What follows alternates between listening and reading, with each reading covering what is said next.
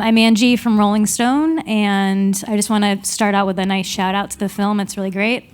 Congratulations, guys. Thank you so much. Thank you. I'm here with our directors, Andy and Brian, and Shawn Colvin as well.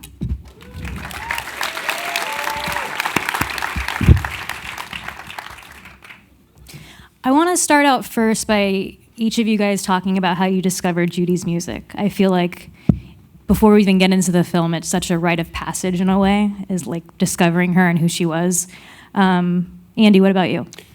I heard about her from an artist I love, Andy Partridge of XTC, who was hugely influenced by her, and I started listening to her music when it was re-released in the early aughts, and then YouTube came in around 2009 or 10. I saw the Old Grey Whistle Test video of her performing The Kiss, and like a lot of people, it slayed me, and I showed it to Brian maybe a year later.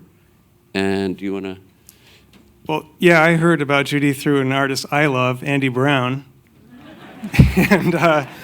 And he played to me the YouTube version of The Kiss, and it clearly slayed me. And about a year later, I was finishing up a film called Alien Boy. I was just finished the last day of the sound mix, and our dear friend Michael Howells was watching our kids, not Andy and mine's kids, Cheryl and mine's kids, Bobby and Carver, and I went to pick them up, and Michael said, well, you should make a film about Judee Sill.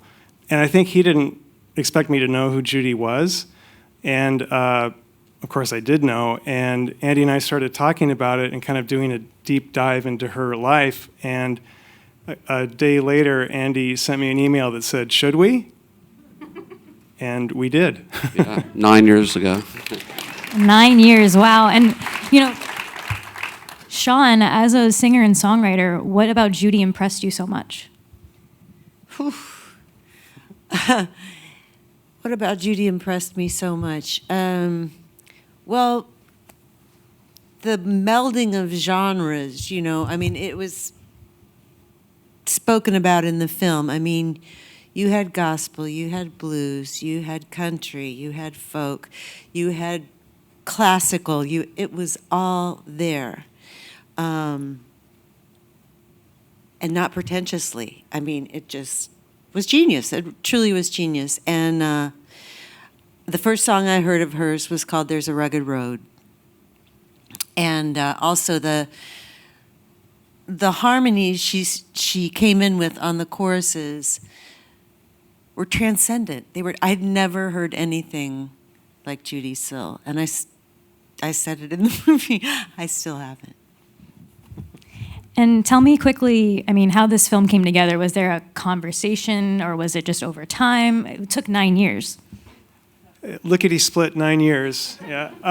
Well, the first task at hand was really to try to find the people who knew Judee and played music with Judee, and to, in a sense, get them on the side of the film and kind of build trust. And so we were very lucky in that in December of 2013, Andy and I and Andrew Saunderson, who's here, and Amira Degree, we went to LA, and Zach Mann, and we did a week of interviews.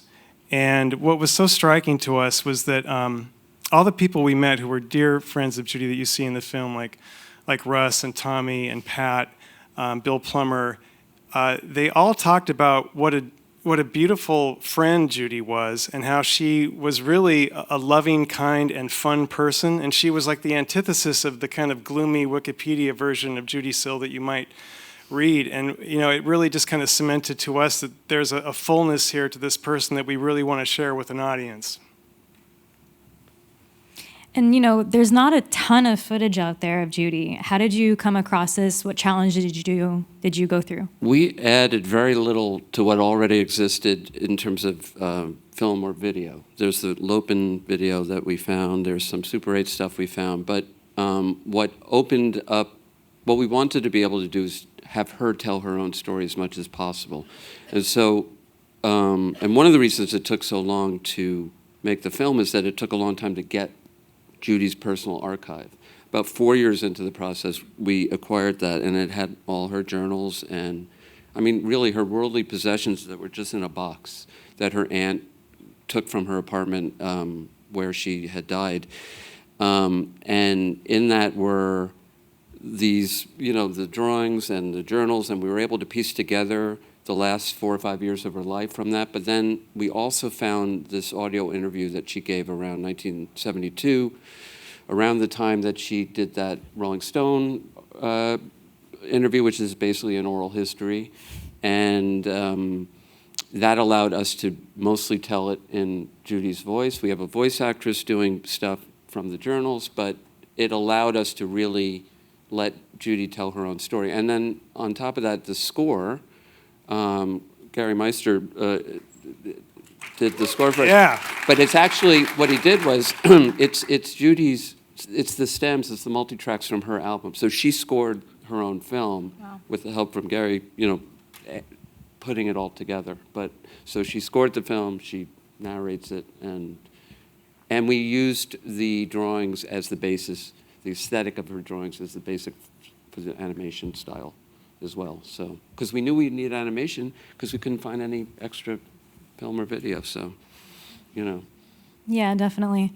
And, there's a ton in here. She had a crazy upbringing from her childhood to her teenage years. It was really turbulent. Was there anything that you didn't know going in? Like, what was your most surprising thing going out of it? Well, one thing I'll say is this: that everything she said was in her interviews was true. She didn't lie about anything. There was a crazy thing in the Rolling Stone interview where she talks about her first husband who died on LSD on a raft on the Kern River Rapids, and it took 7 years, and I finally found the article in the Kern whatever Gazette, about, and it ID'd the person, and so that was the last thing where I was like, is she making this up? But no, she told the truth about everything. Wow, that took you 7 years. I tried to find it and gave up after a few months. I'll send it to you. And how did your appreciation for her deepen in the process of making the movie?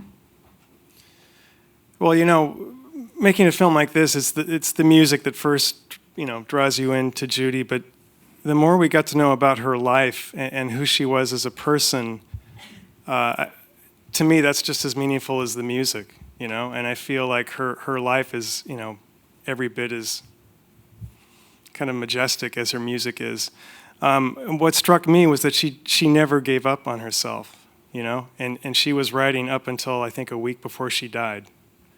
And I also just think about Judee, coming of age at a time when, terms like recovery and childhood trauma weren't even, in the common language, and that she had to endure all those things, the death of her father, the abuse of her stepfather, and I think that she internalized that, and she kind of on some level thought it was her fault. We really wanted a chance to kind of examine that and really, through her journals and her music, maybe explore kind of Judee's relationship with herself, because that's always the most important relationship in any of our lives, right? Who we are with ourselves. And I feel like with all the access we had to her inner life, we tried our best to do that. And Shawn, in your opinion, why is Judee so overlooked? Was she in the wrong era? Like, why do you think that happened? That's a really good... This thing on? Thanks, Brian. That's a really, really good question. Why was she so... I don't know. I don't think she was her own worst enemy, during the time that she had made and released those 2 records. She was way above her time. I think she was ahead of her time, Donna. Yeah, and so singular. I said I've never heard anybody else sound like her ever, and maybe, I was just saying to you, I was saying to one of these people, it's like Van Gogh. Maybe it takes a while. Because brilliant, just brilliant. And here's more of a journalist question for you guys. Who was the easiest person to get an interview with, and who was the hardest?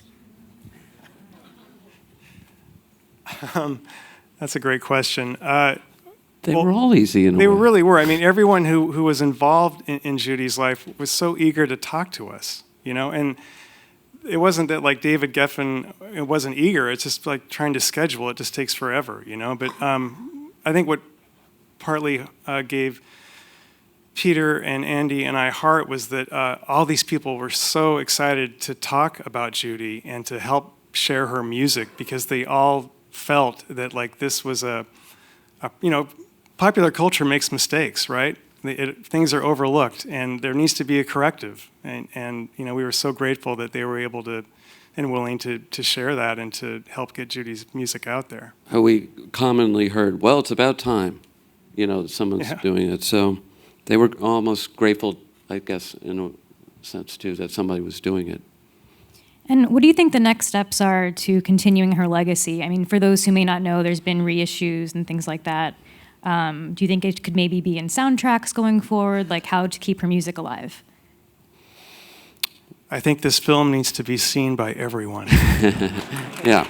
Well, I just think, I think people will continue to discover her music, and it will affect people deeply who respond to it in that way, and more people will be exposed to it now.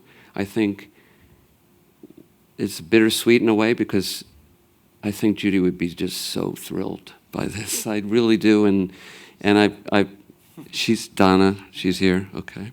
I mean, I've felt that sometimes, and I don't tend to think in that way, but I do have many conversations with her in my head. And I do feel like, having had her worldly possessions in my closet for the last few years, that, you know, and I've had some strange dreams. I think she would be thrilled, and I'm sorry she can't be here, but there's a bittersweet quality to her whole life, and okay, she's...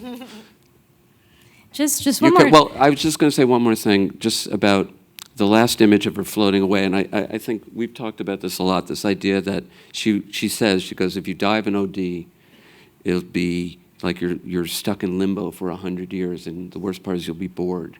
And we had this sort of idea that she's now, the film itself would just release her to just go on her travels. So, Godspeed. Just a note about those possessions, you know, we love so many artists from a long time ago, and we don't really get to even see a lot of their journals, even in museums. Like, what was it like having this in your closet for 3 years? I mean, it was after 4 years of working on the film to have possession. I mean, it was just a very powerful thing. It never stopped being, I never became less interested in Judee or less interested in her music. It was only grew and grew and grew. I just sat there and watched this film for the first time screen, and I was like, I love her songs. I really do. I was never able to fast forward through the kiss in all of the editing of this. I always had to hear it in real time, just because you know, it's nourishment. I'd love to turn to the audience for some questions, if anyone has. Yes. Judee Sill Doc is pretty much every social media account. Yes, yes. This begins the process for us of trying to sell the film, and this is our first festival. This is the first screening, so you know it's just beginning for us. And you know, if you liked it, tell people. Repost about it, I guess. Yeah. Yes. The symbolism of the bird, Brian. Thank you, Andy. You're welcome. Well, first of all, Judee had a profound relationship with a lot of animals in her life. They were a big part of her life. And just a quick side note, one of the many things I love about Judee's life is that, you know, she was effectively like an orphan at age 19 or 20 or whatever, but she made a family, and she tenaciously hung on to her relationships, human and animal. And there was something so uplifting about that. And, you know, making a film over 9 years, you have to find things that uplift you, and that was one thing that meant a lot to me. But, you know, I think the bird just it's transcendence. It's Judee's spirit. It's her relationship with the muse, and it's her, it's her transcendent point of view. And what I love about Judee is not only does she have that kind of, lightning strike talent, where the gods smiled on her and gave her this gift, but then she had this life, right, that gave her the perspective to write about the things she did. It was like a double miracle. And when she had a string of bad luck after her second album, I think the effort, the tremendous effort it took to overcome all that trauma, all that hardship, in some ways, with the physical pain added onto it, it was just too hard. And she needed to soothe her pain. And